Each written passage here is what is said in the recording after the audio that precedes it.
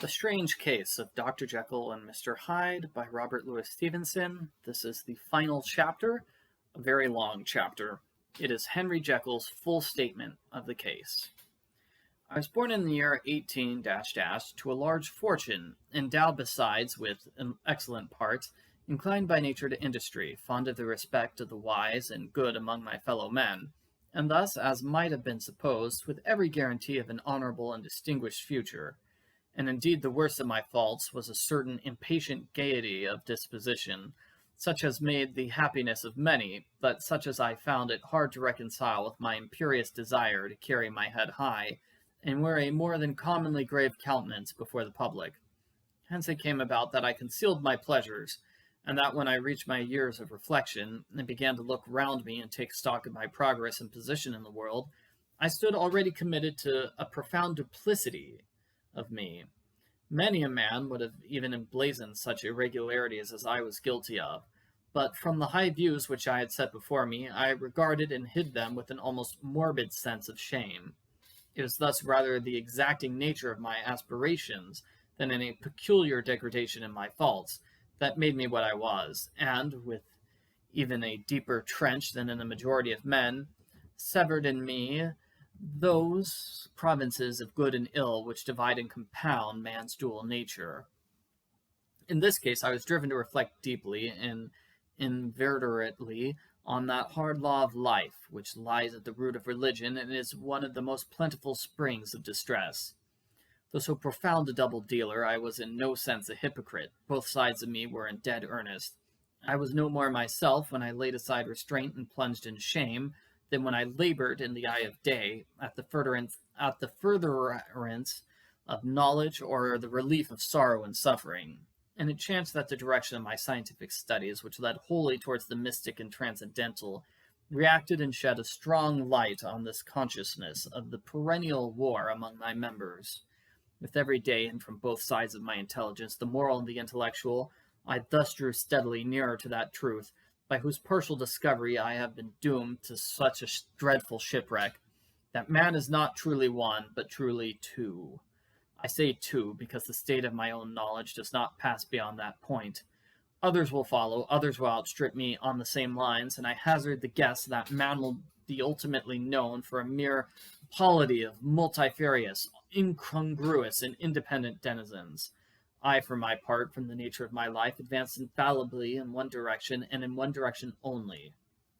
It was on the moral side, and in my own person, that I learned to recognize the thorough and primitive duality of man. I saw that, of the two natures that contended in the field of my consciousness, even if I could rightly be said to be either, it was only because I was radically both, and from an early date, even before the course of my scientific discoveries had begun to suggest the most naked possibility of such a miracle, I had learned to dwell with pleasure, as a beloved daydream, on the thought of the separation of these elements. If each, I told myself, could be housed in separate identities, life would be relieved of all that was unbearable. The unjust might go his way, delivered from the aspirations and remorse of his more upright twin, and the just could walk steadfastly and securely on his upward path, doing the good things in which he found his pleasure, and no longer exposed to the disgrace and penitence by the hands of this extraneous evil. It was the curse of mankind that these incongruous faggots were thus bound together, that in the agonized womb of consciousness these polar twins should be continuously struggling. How, then, were they dissociated?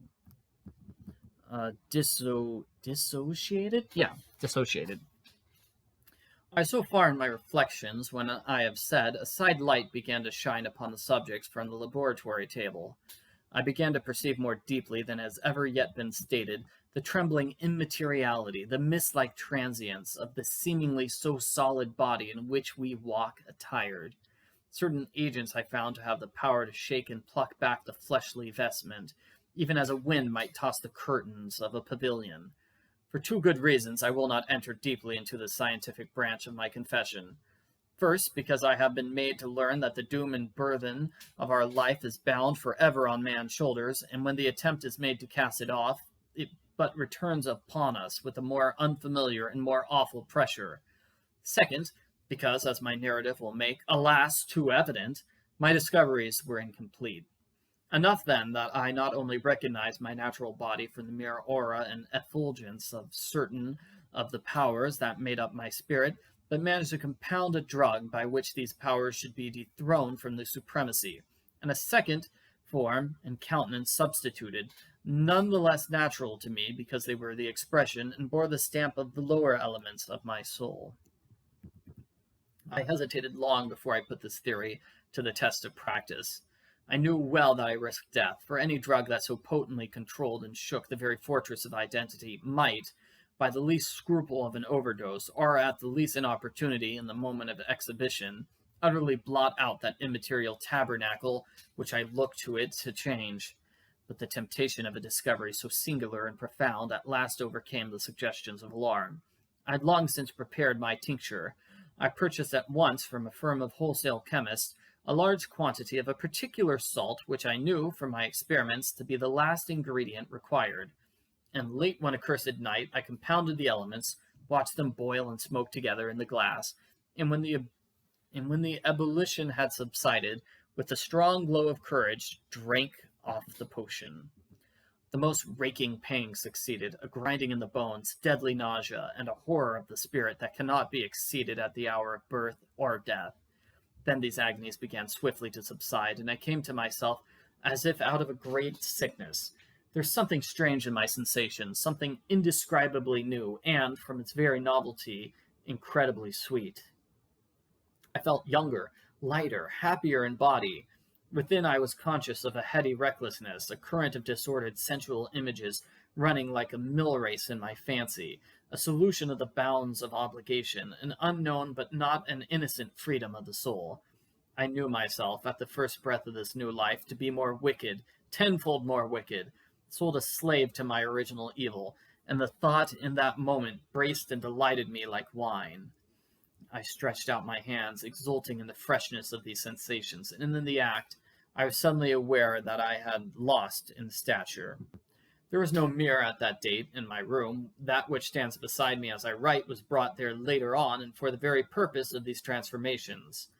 The night, however, was far gone into the morning. The morning, black as it was nearly ripe for the conception of the day. The inmates of my house were locked in the most rigorous hours of slumber, and I determined, flushed as I was with hope and triumph, to venture in my new shape as far as to my bedroom. I crossed the yard, wherein the constellations looked down upon me. I could have thought with wonder, the first creature of that sort, that their unsleeping vigilance had yet disclosed to them. I stole through the corridors, a stranger in my own house, and coming to my room, I saw for the first time the appearance of Edward Hyde. I must here speak by theory alone, saying not that which I know, but that which I suppose to be most probable. The evil side of my nature, to which I had now transferred the stamping efficacy, was less robust and less developed than the good which I had just deposed. Again, in the course of my life, which had been, after all, 9/10 a life of effort, virtue, and control, it had been much less exercised and much less exhausted. And hence, I think, it came about that Edward Hyde was so much smaller, slighter, and younger than Henry Jekyll. Even as good shone upon the countenance of the one, evil was written broadly and plainly on the face of the other. Evil, besides, which I must still believe to be the lethal side of man, had left on that body an imprint of deformity and decay. And yet when I looked upon that ugly idol in the glass, I was conscious of no repugnance, rather a leap of welcome. This, too, was myself. It seemed natural and human. In my eyes it bore a livelier image of the spirit. It seemed more express and single than the imperfect and divided countenance I had hitherto been accustomed to call mine. And in so far I was doubtless right. I have observed that when I wore the semblance of Edward Hyde, none could come near me at first without a visible misgiving of the flesh. This, as I take it, was because all human beings, as we meet them, are commingled out of good and evil, and Edward Hyde, alone in the ranks of mankind, was pure evil. I lingered but a moment at the mirror. The second and conclusive experiment had yet to be attempted. It yet remained to be seen if I had lost my identity beyond redemption and must flee before daylight from a house that was no longer mine, and hurrying back to my cabinet, I once more prepared and drank the cup, once more suffered the pangs of dissolution, and came to myself once more with the character, the stature, and the face of Henry Jekyll. That night I had come to a fatal crossroads. Had I approached my discovery in a more noble spirit, had I risked the experiment while under the empire of generous or pious aspirations, all must have been otherwise, and from these agonies of death and birth I had come forth an angel instead of a fiend. The drug had no discriminating action. It was neither diabolical nor divine, but it shook the doors of the prison house of my disposition, and like the captives of Philippi, that which stood within ran forth. At that time my virtue slumbered, my evil, kept awake by ambition, was alert and swift to seize the occasion, and the thing that was projected was Edward Hyde. Hence, although I had now two characters as well as two appearances, one was wholly evil, and the other was still the old Henry Jekyll, that incongruous compound of whose reformation and improvement I'd already learned to despair. The movement was thus wholly toward the worse. Even at that time I had not conquered my aversions to the dryness of a life of study. I'd still be merrily disposed at times, and as my pleasures were, to say the least, undignified, and I was not only well known and highly considered, but growing towards the elderly man, this incoherency of my life was daily growing more unwelcome. It was on this side that my new power tempted me until I fell in slavery. I had but to drink the cup, to doff at once the body of the noted professor, and to assume like a thick cloak that of Edward Hyde. I smiled at the notion. It seemed to me at the time to be humorous, and I made my preparations with the most studious care. I took and furnished that house in Soho, to which Hyde was tracked by the police, and engaged a housekeeper, a creature whom I knew well to be silent and unscrupulous. On the other side, I announced to my servants that a Mr. Hyde, whom I described, was to have full liberty and power about my house in the square, and to parry mishaps, and I even called and made myself a familiar object in my second character. I next drew up that will to which you so much objected, so that if anything befell me in the person of Dr. Jekyll, I could enter on that of Edward Hyde without pecuniary loss, and thus fortified, as I supposed, on every side, I began to profit by the strange immunities of my position. Men have hired bravos to transact their crimes, while their own person and reputation sat under shelter. I was the first that ever did it so for his pleasures. I was the first that could plod in the public eye with a load of genial respectability, and in a moment, like a schoolboy, strip off these lendings and spring headlong into the sea of liberty. But for me, in my impenetrable mantle, the safety was complete. Think of it, I did not even exist. Let me but escape into my laboratory door, give me but a second or two to mix and swallow the draught that I had always standing ready, and whatever he had done, Edward Hyde would pass away like the strain of breath upon a mirror. And there in his stead, quietly at home, trimming the midnight lamp in his study, a man who could afford to laugh at suspicion would be Henry Jekyll.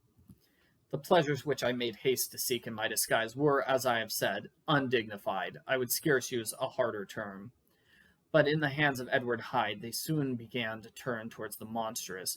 When I would come back from these excursions, I was often plunged into a kind of wonder at my vicarious depravity. This familiar that I called out of my own soul and sent forth alone to do his good pleasure was a being inherently malign and villainous. His every act and thought centered on self, drinking pleasure with bestial avidity from any degree of torture to another, relentless like a man of stone. Henry Jekyll stood at times aghast before the acts of Edward Hyde. But the situation was apart from ordinary laws, and so insidiously relaxed the grip of conscience. It was Hyde, after all, and Hyde alone, that was guilty. Jekyll was no worse. He woke again to his good qualities, seemingly unimpaired. He would even make haste, where it was possible, to undo the evil done by Hyde, and thus his conscience slumbered.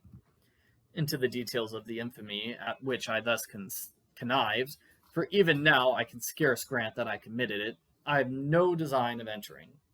I mean but to point out the warnings and the successive steps with which my chastisement approached. I met with one accident which, as it brought on no consequence, I shall no more than mention. An act of cruelty to a child aroused against me the anger of a passer-by, whom I recognized the other day in the person of your kinsman. The doctor and the child's family joined him. There were moments when I feared for my life, and at last, in order to pacify their too just resentment, Edward Hyde had to bring them to the door, and pay them in a check drawn in the name of Henry Jekyll. But this danger was easily eliminated from the future by opening an account at another bank in the name of Edward Hyde himself.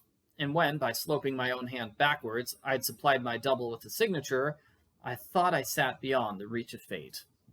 Some 2 months before the murder of Sir Danvers, I had been out for one of my adventures, had returned at a late hour, and woke the next day in bed with somewhat odd sensations. It was in vain I looked about me, in vain I saw the decent furniture and tall proportions of my room in the square, in vain that I recognized the pattern of the bed curtains and the design of the mahogany frame. Something still kept insisting that I was not where I was, that I had not wakened where I seemed to be, but in the little room in Soho where I was accustomed to sleep in the body of Edward Hyde. I smiled to myself in my psychological way, began lazily to inquire into the elements of this illusion, occasionally, even as I did so, dropping back into a more comfortable morning doze. I was still so engaged when, in one of my more wakeful moments, my eyes fell upon my hand. Now, the hand of Henry Jekyll, as you have often remarked, was professional in shape and size. It was large, firm, white, and comely. But the hand which I now saw, clearly enough, in the yellow light of mid-London morning, lay half shut on the bedclothes, was lean, quartered, knuckly, of a dusky pallor, and thickly shaded with a swart growth of hair. It was the hand of Edward Hyde. I must have stared upon it for near a minute, half a minute, sunk as I was in the mere stupidity of wonder, before terror woke up in my breast, as sudden and startling as the crash of cymbals, and bounding from my bed, I rushed to the mirror. At the sight that met my eyes, my blood was changed into something exquisitely thin and icy. Yes, I had gone to bed Henry Jekyll. I had awakened Edward Hyde. How was this to be explained? I asked myself. And then, with another bound of terror, how was it to be remedied? It was well on in the morning. The servants were all up. All my drugs were in the cabinet. A long journey down 2 pairs of stairs through the back passage, across the open court, and through the anatomical theater, from where I was then standing horror-struck. It might indeed be possible to cover my face, but of what use was that, when I was unable to conceal the alteration in my stature? And then, with an overpowering sweetness of relief, it came back upon my mind that if the servants were already used to the coming and going of my second self, I had soon dressed, as well as I was able, in the clothes of my own size. I had soon passed through the house where Bradshaw stared and drew back at seeing Mr. Hyde at such an hour, and in such a strange disarray. And 10 minutes later, Dr. Jekyll had returned to his own shape, and was sitting down with a darkened brow to make a feint of breakfasting. Small indeed was my appetite. This inexplicable incident, this reversal of my previous experience, seemed, like the Babylonian finger on the wall, to be spelling out the letters of my judgment. I began to reflect more seriously than ever before on the issues and possibilities of my double existence. That part of me which I had the power of projecting, had lately been much exercised and nourished. It seemed to me of late as though the body of Edward Hyde had grown in stature, as though, when I wore that form, I were conscious of a more generous tide of blood. I began to spy a danger that, if this were much prolonged, the balance of my nature might be permanently overthrown, the power of voluntary change be fortified, and the character of Edward Hyde become irrevocably mine. The power of the drug had not always been equally displayed. Once, very early in my career, it had totally failed me. Since then I had been obliged on more than one occasion to double, and once, with infinite risk of death, to treble the amount, and these rare uncertainties had cast hitherto the sole shadow on my contentment. Now, however, and in the light of the morning's accident, I was led to remark that whereas in the beginning the difficulty had been to throw off the body of Jekyll, it had of late gradually, but decidedly transferred itself to the other side. All things, therefore, seemed to point to this, that I was slowly losing hold of my original and better self, and becoming slowly incorporated with my second, and worse. Between these two I now felt I had to choose. My two natures had memory in common, but all other faculties were most unequally shared between them. Jekyll, who was composite, now with the most sensitive apprehensions, now with a greedy gusto, projected and shared in the pleasures and adventures of Hyde. But Hyde was indifferent to Jekyll, but remembered him as the mountain bandit remembers the cavern in which he conceals himself from pursuit. Jekyll had more than a father's interest. Hyde had more than a son's indifference. To cast in my lot with Jekyll was to die to those appetites which I had long secretly indulged, and had of late begun to pamper. To cast it in with Hyde was to die 1,000 interests and aspirations, and to become, at a blow and forever, despised and friendless. The bargain might appear unequal, but there was still another consideration in the scales, for while Jekyll would not suffer smartingly in the fires of abstinence, Hyde would be not even conscious of all that he had lost. Strange as my circumstances were, the terms of this debate are as old and commonplace as man. Much the same inducements and alarms cast the die for any tempted and trembling sinner, and it fell out with me, as it falls with so vast a majority of my fellows, that I chose the better part and was found wanting in the strength to keep it. Yes, I preferred the elderly and discontented doctor, surrounded by friends and cherishing honest hopes, and bade a resolute farewell to the liberty, the comparative youth, the light step, leaning impulses, and secret pleasures that I had enjoyed in the disguise of Hyde. I made this choice perhaps with some unconscious reservation, for I neither gave up the house in Soho nor destroyed the clothes of Edward Hyde, which still lay ready in my cabinet. For 2 months, however, I was true to my determination. For 2 months, I led a life of such severity as I had never before attained to, and enjoyed the compensations of an approving conscience. The time began at last to obliterate the freshness of my alarm. The praises of my conscience began to grow into a thing of course. I began to be tortured with throes and longings, as of Hyde struggling after freedom, and at last, in an hour of moral weakness, I once again compounded and swallowed the transforming draught. I do not suppose that, when a drunkard reasons with himself upon his vice, he is once out of 500 times affected by the dangers that he runs through his brutish physical insensibility. Neither had I, long as I had considered my position, made enough allowance for the complete moral insensibility and insensate readiness to evil, which were the leading characters of Edward Hyde. Yet it was by these that I was punished.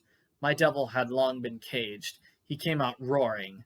I was conscious, even when I took the draught, of a more unbridled, a more furious propensity to ill.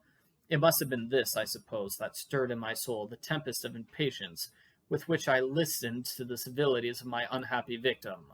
I declare, at least before God, no man morally sane could have been guilty of that crime upon so pitiful a provocation, and that I struck in no more reasonable spirit than in that which a sick child may break a plaything.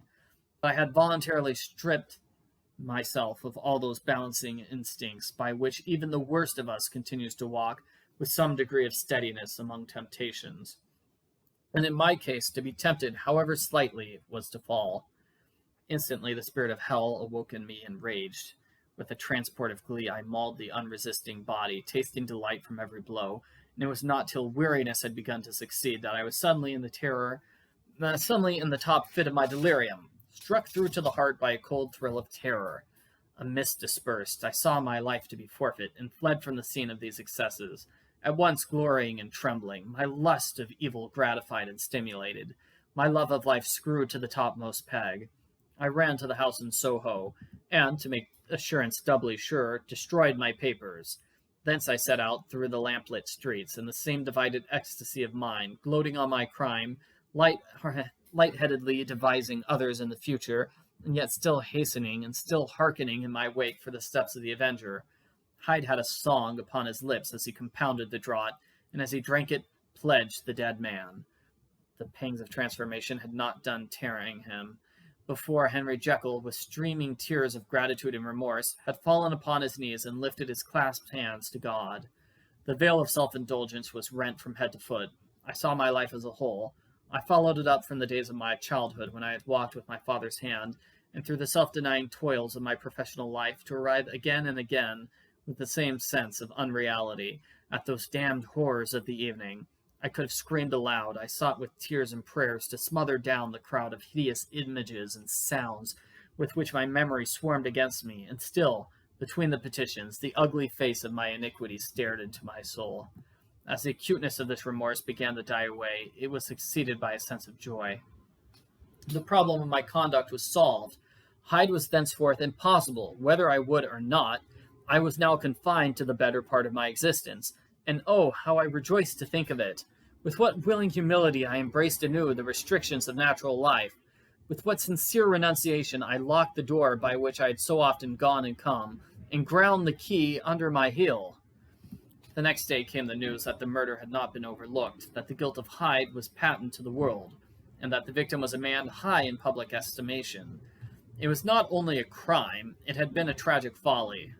I think I was glad to know it. I think I was glad to have my better impulses thus buttressed and guarded by the terrors of the scaffold.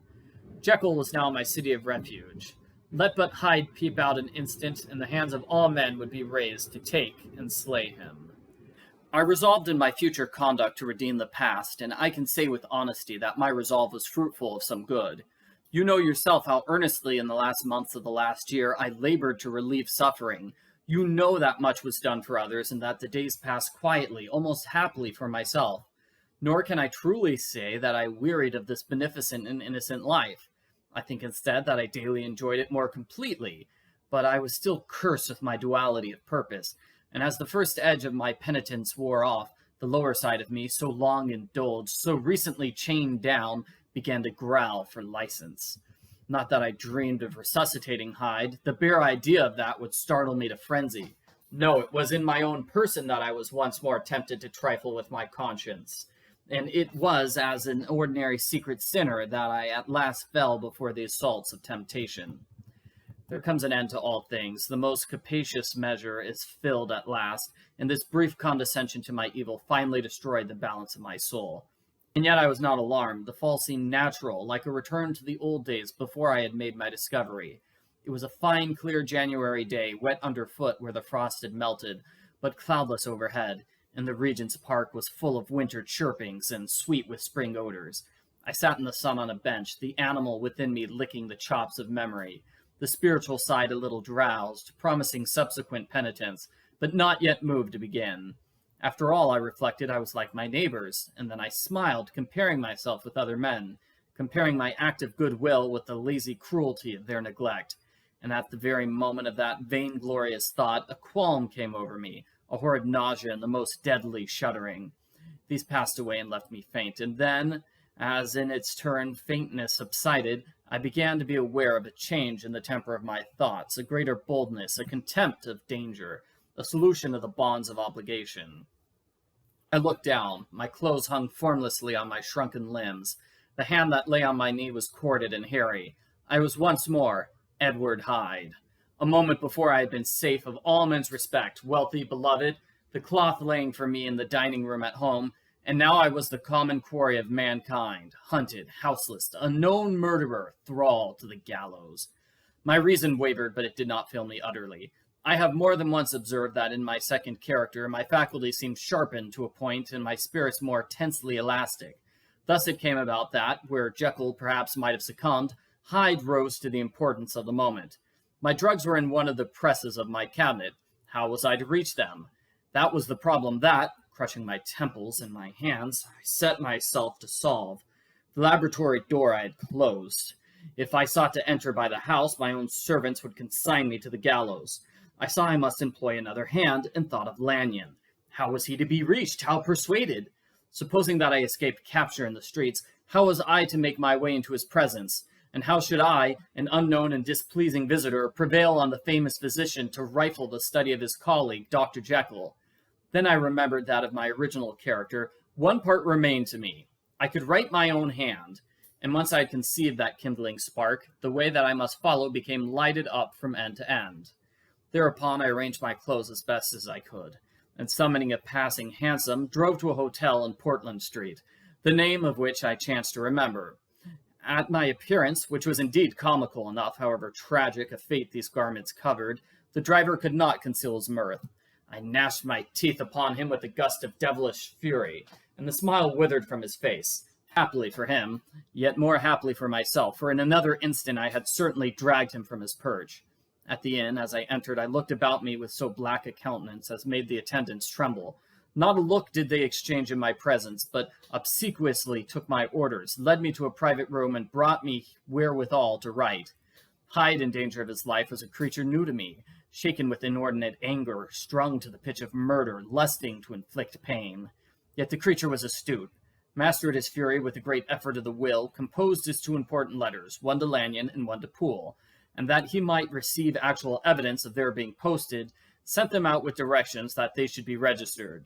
Thenceforward he sat all day over the fire in the private room, gnawing his nails. There he dined, sitting alone with his fears, the waiter visibly quailing before his eye. And thence, when the night was fully come, he set forth in the corner of a closed cab, and was driven to and fro about the streets of the city.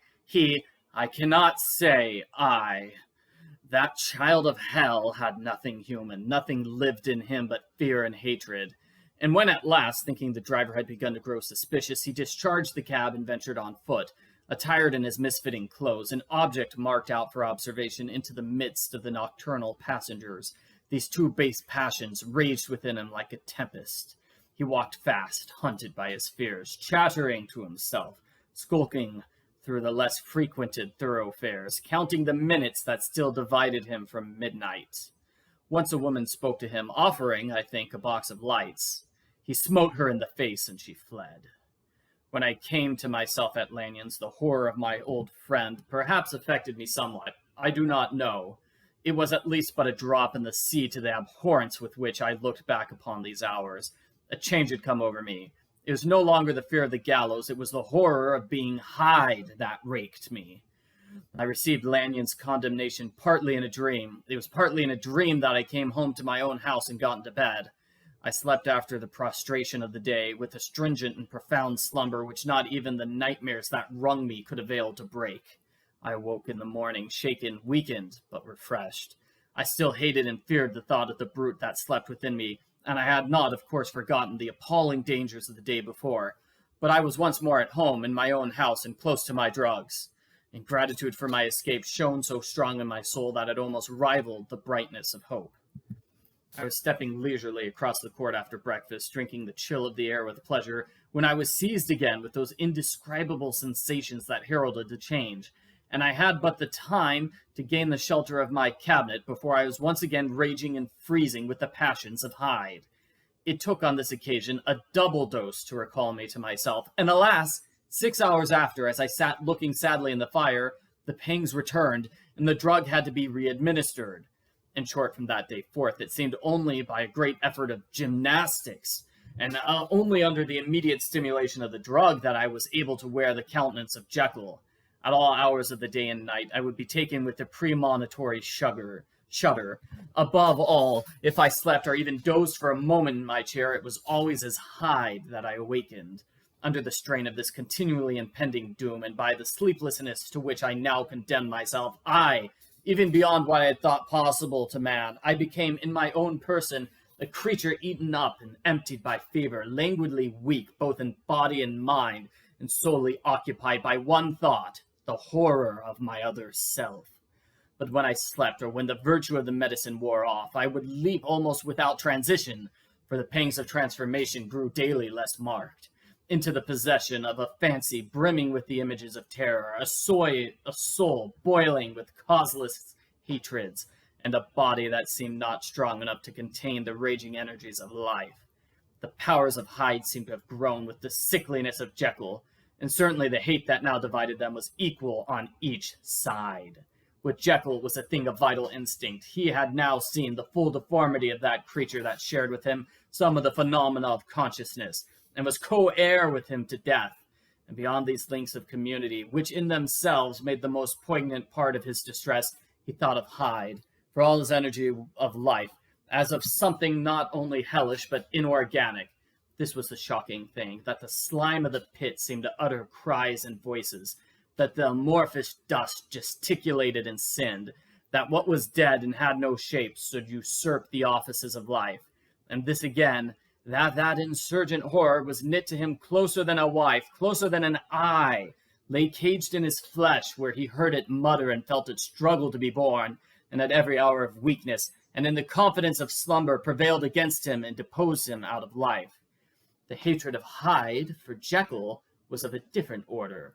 His terror of the gallows drove him continually to commit temporary suicide, and return to his subordinate station of a part instead of a person.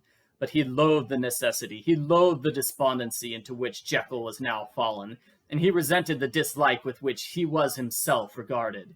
Hence the ape-like tricks that he would play me, scrawling in my own hand blasphemies on the pages of my books, burning the letters and destroying the portrait of my father. And indeed, had it not been for his fear of death, he would have long ago ruined himself in order to involve me in the ruin. But his love of me is wonderful. I go further. I, who sicken and freeze at the mere thought of him, when I recall the objection and passion of this attachment, and when I know how he fears my power to cut him off by suicide, I find it in my heart to pity him. It is useless, and the time awfully fails me to prolong this description. No one has ever suffered such torments. Let that suffice. And yet even to these, habit brought, no, not alleviation, but a certain callousness of soul, a certain acquiescence of despair. And my punishment might have gone on for years, but for the last calamity which has now fallen, and which has finally severed me from my own face and nature. My provision of the salt, which had never been renewed since the date of the first experiment, began to run low. I set out for a fresh supply and mixed the draught. The ebullition followed, and the first change of color, not the second. I drank it, and it was without efficiency. You will learn from Poole how I've had London ransacked. It was in vain, and I am now persuaded that my first supply was impure, and that it was that unknown impurity which lent efficacy to the draught. About a week has passed, and I am now finishing this statement under the influence of the last of the old powders. This, then, is the last time, short of a miracle, that Henry Jekyll can think his own thoughts or see his own face, now how sadly altered in the glass. Nor must I delay too long to bring my writing to an end, for if my narrative has hitherto escaped destruction, it has been by a combination of great prudence and great good luck. Should the throes of change take me in the act of writing it, Hyde will tear it into pieces. But if some time shall have elapsed after I've laid it by, his wonderful selfishness and circumscription to the moment will probably save it once again from the action of his ape-like spite. And indeed, the doom that is closing on us both has already changed and crushed him.